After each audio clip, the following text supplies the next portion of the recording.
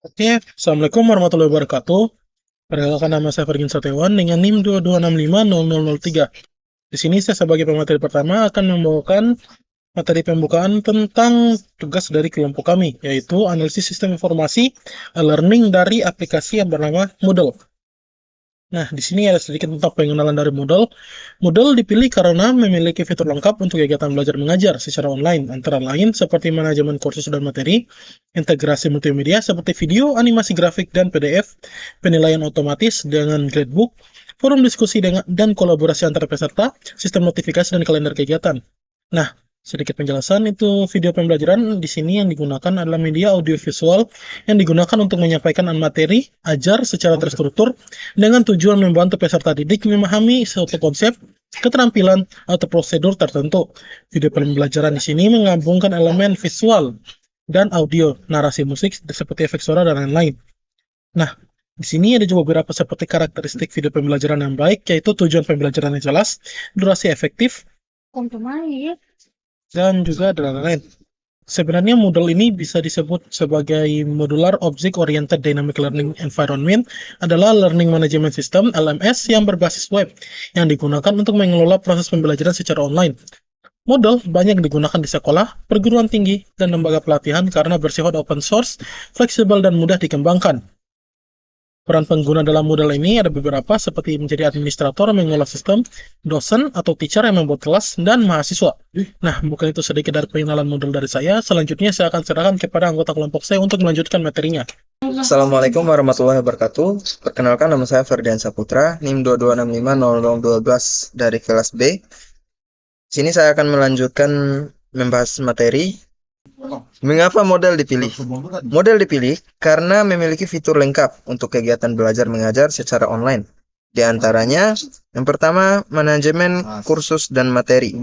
Model menyediakan sistem pengelolaan kursus yang terstruktur dan memungkinkan pendidik mengatur materi pembelajaran, jadwal, tugas, dan aktivitas belajar dalam platform yang terintegrasi. Kedua, integrasi multimedia.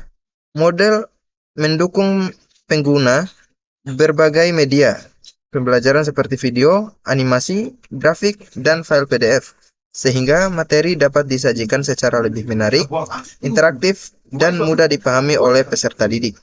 Ketiga, penilaian otomatis dengan gradebook. Sistem penilaian otomatis pada model dilengkapi dengan gradebook yang membantu pendidik dalam merekap, mengelola, dan memantau hasil belajar serta peserta didik secara akurat dan transparan. 4. Forum diskusi dan kolaborasi. Model juga menyediakan forum diskusi yang memungkinkan terjadinya komunikasi dua arah, diskusi kelompok, serta kolaborasi antar peserta didik. 5. Sistem notifikasi dan kalender kegiatan. Fitur notifikasi dan kalender membantu pengguna mengingatkan jadwal kegiatan penting seperti pengumpulan tugas, ujian, dan pengumuman sehingga pembelajaran dapat berjalan lebih teratur dan terkontrol. Selanjutnya, komponen utama di model. Yang pertama, dashboard. Halaman utama setelah login yang menampilkan daftar kasus, tugas terbaru, kalender kegiatan, dan pengumuman penting. Kemudian dashboard untuk guru atau administrator bisa upload video, animasi, PDF, dan grafik edukasi. Siswa bisa mengakses materi kapan saja secara online. Oke, Assalamualaikum warahmatullahi wabarakatuh. Perkenalkan, nama saya Laudi Kamansyah dengan NIM 22650033. Oke, di sini saya akan menjelaskan melanjutkan dari materi sebelumnya mengenai komponen utama modul. Oke, yang ketiga itu mengenai tugas dan kuis, di mana terdapat tugas yang dapat diupload siswa melalui sistem, di mana siswa dapat mengupload tugas secara langsung ke sistem melalui dokumen, PDF, gambar, dan lain-lain. Kemudian pengajar dapat memberi nilai dan umpan balik secara online. Kuis otomatis dinilai oleh sistem, di mana kuis bisa berupa pilihan ganda, benar salah, esai, dan lain-lain. Penilaian dapat dilakukan secara otomatis oleh sistem sehingga lebih efisien. Kemudian yang keempat yaitu fitur interaktif, di mana forum diskusi yang untuk tanya jawab itu digunakan untuk diskusi materi dan berbagai pendapat.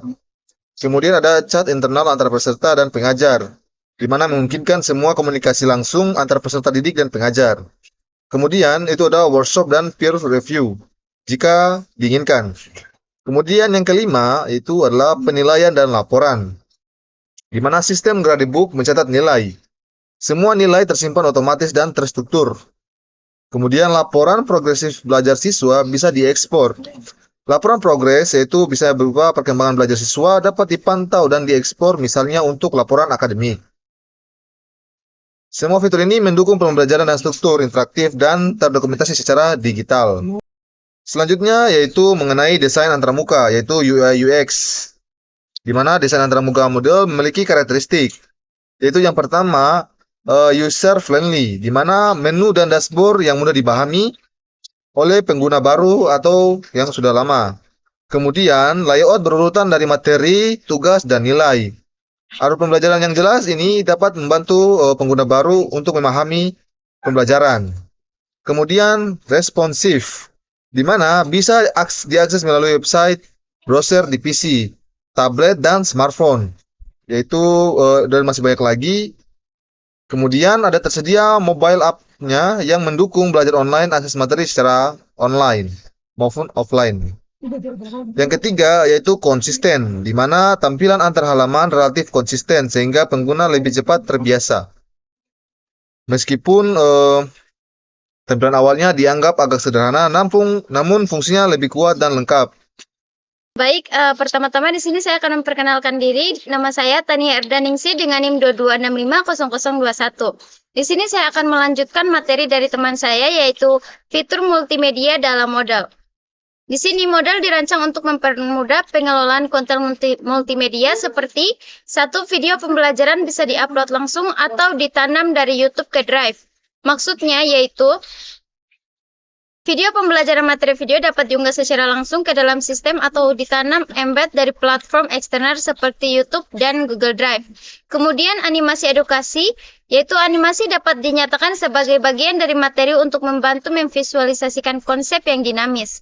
Kemudian grafik dan tabel, yaitu digunakan untuk memvisualisasi data agar konsep belajar yang kompleks menjadi lebih jelas dan mudah dipahami. Lanjut, di sini ada keuntungan modal bagi guru dan siswa. Bagi guru yaitu mengatur materi dan tugas tangan fleksibel. Yaitu pengaturan fleksibel memudahkan guru dalam mengatur materi pembelajaran dan tugas secara fleksibel. Kemudian sistem penilaian, di sini dia guru dapat memberikan nilai kepada siswa baik secara otomatis melalui sistem maupun manual. Kemudian pemantauan real time. Dan untuk bagi siswa sendiri yaitu kemandirian dan fleksibel. Siswa dapat belajar secara mandiri dan fleksibel kapan saja sesuai dengan waktu mereka. Lalu akses materi lengkap suatu tempat. Kemudian interaksi lewat forum dan spesial internal, yaitu menyediakan sarana interaksi antar pengguna melalui fitur forum diskusi dan pesan internal. Baik, saya akan melanjutkan. Sebelumnya, perkenalkan nama saya Rindang Flowerista dengan NIM 22650014. Langsung saja, kesimpulan daripada materi terkait model ini adalah model merupakan platform e-learning yang sangat cocok untuk pendidikan formal karena menyediakan struktur pembelajaran lengkap, integrasi multimedia yang kuat, banyak fitur pendukung interaksi, dan fleksibilitas tinggi. Moodle bisa menjadi basis utama untuk membuat video pembelajaran 10 menit yang informatif dan sistematif. Jadi secara keseluruhan, Moodle efektif digunakan sebagai sistem e-learning karena bersifat open source, mudah dikustomisasi, serta dapat diintegrasikan dengan berbagai metode dan media pembelajaran, termasuk multimedia learning. Dengan pengelolaan yang baik serta dukungan infrastruktur dan kesiapan pengguna, Moodle mampu meningkatkan aksesibilitas pembelajaran, efisiensi pengelolaan akademik, dan kualitas proses belajar mengajar secara daring. Oleh karena itu, Moodle dapat disimpulkan sebagai solusi e-learning yang tepat dan berkelanjutan untuk mendukung transformasi digital di bidang pendidikan. Mungkin itu saja yang dapat kami sampaikan. Lebih dan kurangnya mohon dimaafkan. Saya akhiri. Wassalamualaikum warahmatullahi wabarakatuh.